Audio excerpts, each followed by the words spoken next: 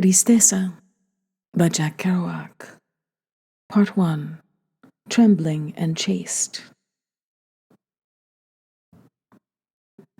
I'm riding along with Tristessa in the cab, drunk, with big bottle of Juarez bourbon whiskey in the till bag, railroad loot bag they'd accused me of holding in railroad 1952.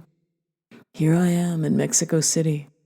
Rainy Saturday night, mysteries, old dream side streets with no names, reeling in the little street where I'd walk through crowds of gloomy hobo Indians, wrapped in tragic shawls, enough to make you cry.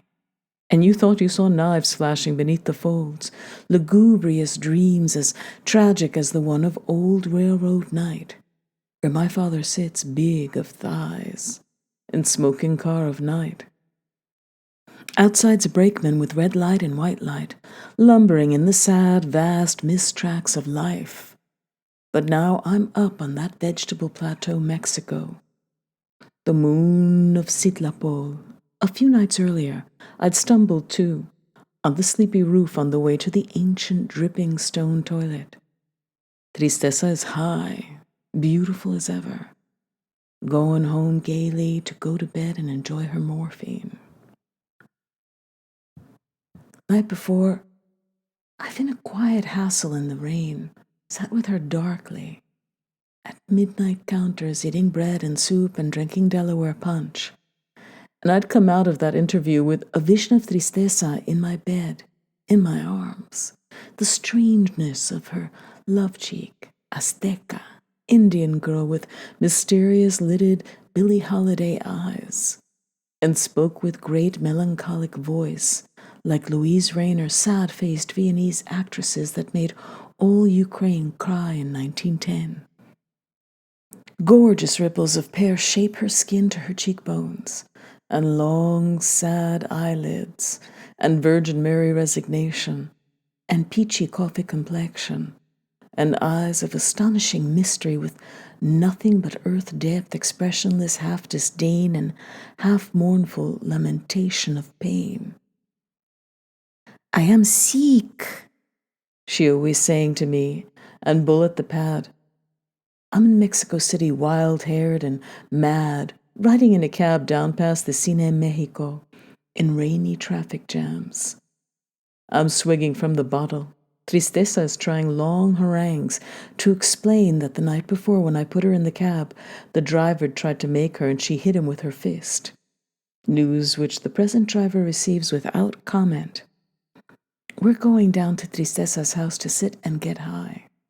Tristessa has warned me that the house will be a mess because her sister is drunk and sick, and El Indio will be there standing majestically with morphine needle downward in the big brown arm, glitter-eyed, looking right at you, or expecting the prick of the needle to bring the wanted flame itself, and going, za, the Aztec needle in my flesh of flame.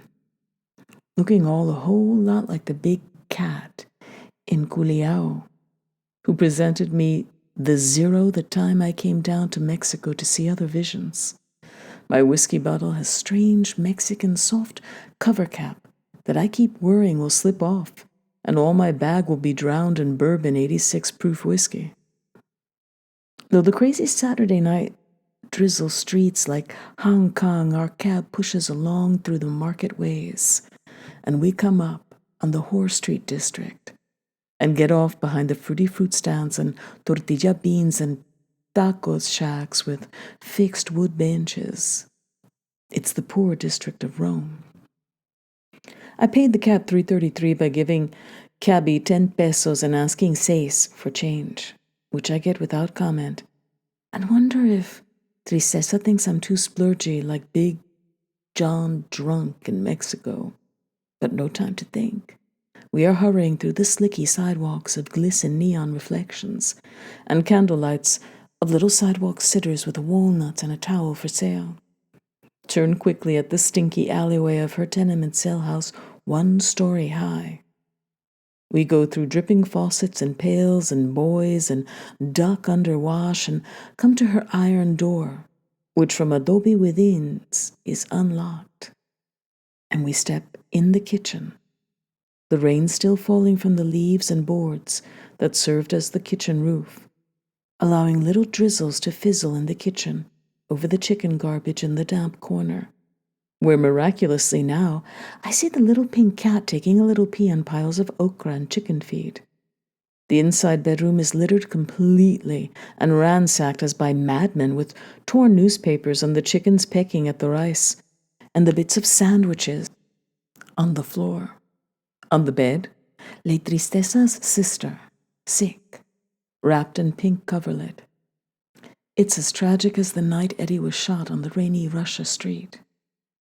Tristessa is sitting on the edge of the bed, adjusting her nylon stockings. She pulls them awkwardly from her shoes with big, sad face, overlooking her endeavors with pursy lips. I watch the way she twists her feet inward, convulsively, when she looks at her shoes. She is such a beautiful girl. I wonder what all my friends would say back in New York and up in San Francisco, and what would happen down in NOLA when you see her cutting down Canal Street in the hot sun, and she has dark glasses and a lazy walk, and keeps trying to tie her kimono to her thin overcoat, as though the kimono was supposed to tie to the coat, tugging convulsively at it and goofing in the street, saying, "Here is the cab. Hey, hey, who? There you go. I bring you back the money." Money's money.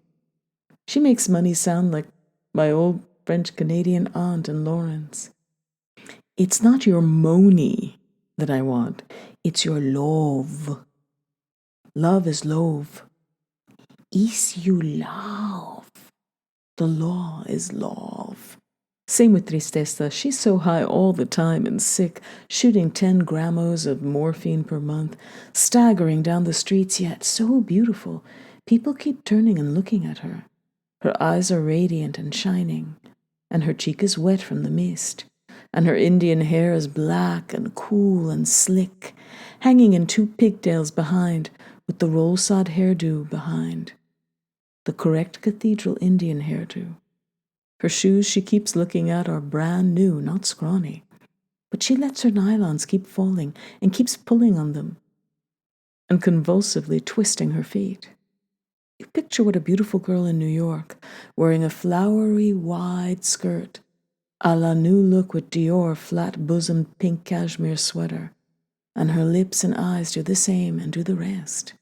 Here she is reduced to impoverished Indian lady gloom clothes. You see the Indian ladies in the inscrutable dark of doorways, looking like holes in the wall, not women. Their clothes, and you look again, and see the brave, the noble mujer, the mother, the woman, the Virgin Mary of Mexico. Tristessa has a huge icon in a corner of her bedroom. It faces the room back to the kitchen wall.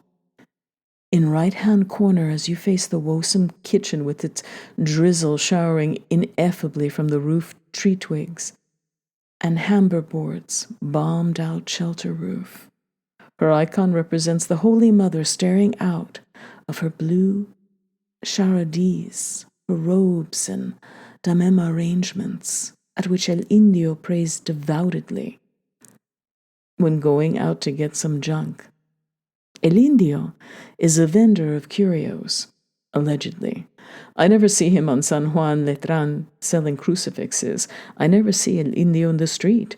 No redondas, no anywhere. The Virgin Mary has a candle, a bunch of glass, full of wax, economical burners that go for weeks on end like Tibetan prayer wheels, the inexhaustible aid from our Amida. I smile to see this lovely icon. Around it are pictures of the dead. When Tristessa wants to say dead, she clasps her hands in holy attitude, indicating her Aztecan belief in the holiness of death.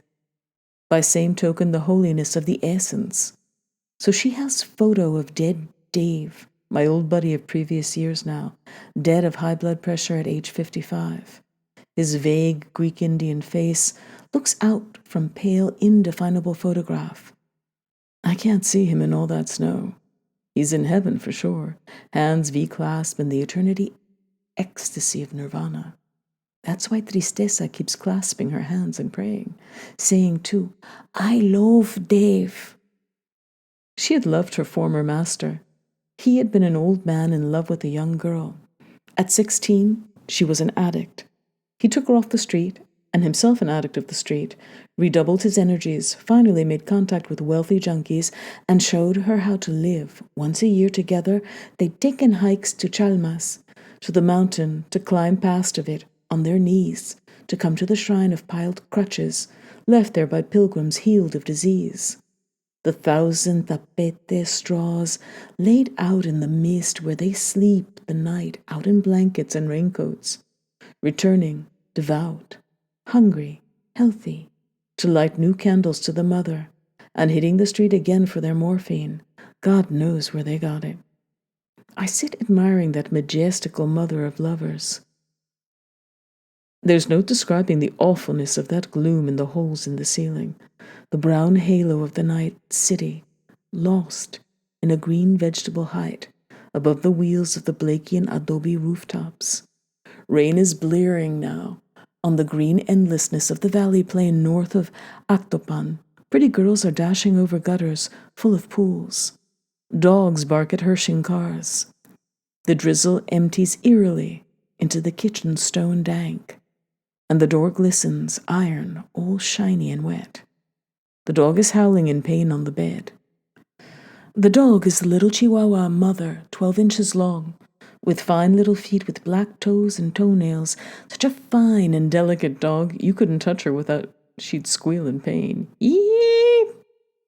All you could do was snap your finger gently at her and allow her to nip-nose her cold little wet snout, black as a bull's, against your fingernails and thumb. Sweet little dog. Tristessa said she's in heat, and that's why she cries. The rooster screams beneath the bed. All this time the rooster's been listening under the springs, meditating, turning to look all around in his quiet darkness. The noise of the golden humans above. Piuvuva! He screams. He howls. He interrupts a dozen simultaneous conversations raging like torn paper above. The hen chuckles. The hen is outside, wandering among our feet, pecking gently at the floor. She digs the people. She wants to come up near me and rub illimitably against my pant leg, but I don't give her encouragement. In fact, I haven't noticed her yet, and it's like the dream of the vast mad father of the wild barn in howling Nova Scotia, with the floodwaters of the sea about to engulf the town and surrounding pine countrysides in the endless north. It was Tristessa. Cruz on the bed, El Indio, the cock, the dove on the mantelpiece top, never a sound except occasional wing flap practice, the cat, the hen, and the bloody howling woman dog Blackie, España Chihuahua, pooch bitch. El Indio's eyedropper is completely full. He jabs in the needle hard and it's dull and it won't penetrate the skin. And he jabs in harder and works it in, but instead of wincing, waits open mouthed with ecstasy and gets the drop full in, down, standing. You've got to do me a favor, Mr. Gazukus, says old Bull Gaines, interrupting my thought. Come down to Tristessa's with me. I've run short.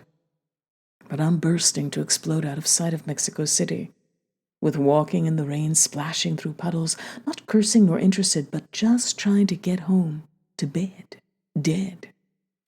It's the raving, bloody book of dreams of the cursing world, full of suits, dishonesties, and written agreements, and briberies, to children for their sweets, to children for their sweets. Morphine is for pain, I keep thinking, and the rest is rest. It is what it is. I am what I am. Adoration to Tathagata, Sugata, Buddha, perfect in wisdom and compassion, who has accomplished and is accomplishing and will accomplish all these words of mystery. Reason I bring the whiskey to drink, to crash through the black curtain. At same time, a comedian in the city in the night. Be pestered by glooms and lull intervenes, bored, drinking, curtsying, crashing. Where I'm gonna do? I pull the chair up to the corner of the foot of the bed, so I can sit between the kitty and the Virgin Mary. The kitty, la gata in Spanish, the little tatagata of the night, golden pink colored, 3 weeks old, crazy pink nose, crazy face, eyes of green, mustachioed golden lion forceps and whiskers. I run my finger over her little skull, and she pops up, purring. And the little purring machine has started for a while, and she looks around the room, glad, watching what we're all doing. She's having golden thoughts, I'm thinking. Tristessa likes eggs, otherwise she wouldn't allow a male rooster in the female establishment. How should I know how eggs are made? On my right, the devotional candles flame before the clay wall. It's infinitely worse than the sleeping dream I've had of Mexico City, where I go dreary along empty white apartments, gray, alone, or where the marble steps of a hotel horrify me. It's the rainy night in Mexico City, and I'm in the middle of Mexico Thieves Market District, and El Indio is a well-known thief, and even Tristessa was a pickpocket, but I don't do more than flick my backhand against the bulge of my folded money, sailor-wise, stowed in the railroad watch pocket of my jeans. And in shirt pocket, I have the traveler's checks, which are unstealable in a sense. That side street where the gang of Mexicans stopped me and rifled through my duffel bag and take what they want and take me along for a drink. Its gloom is unpredicted on this earth. I realize all the uncountable manifestations the thinking mind invents to place wall of horror before its pure, perfect realization, that there is no wall and no horror, just transcendental, empty, kissable milk light of everlasting eternity's true and perfectly empty nature. I know everything's all right, but I want proof. And the Buddhas and the Virgin Marys are there, reminding me of the solemn pledge of faith in this harsh and stupid earth, where we rage our so-called lives in a sea of worry, meet for Chicago's of graves. Right this minute, my very father and my very brother lie side by side in mud in the north. And I'm supposed to be smarter than they are. Being quick, I am dead. I look up at the others, glooping. They see I've been lost in thought in my corner chair, but are pursuing endless wild worries, all mental 100% of their own. They're yakking in Spanish. I only understand snatches of that virile conversation. Tristessa keeps saying chinga at every other sentence, a swearing Marine. She says it with scorn, and her teeth bite, and it makes me worry. Do you know women as well as you think you do? The rooster's unperturbed, and lets go a blast.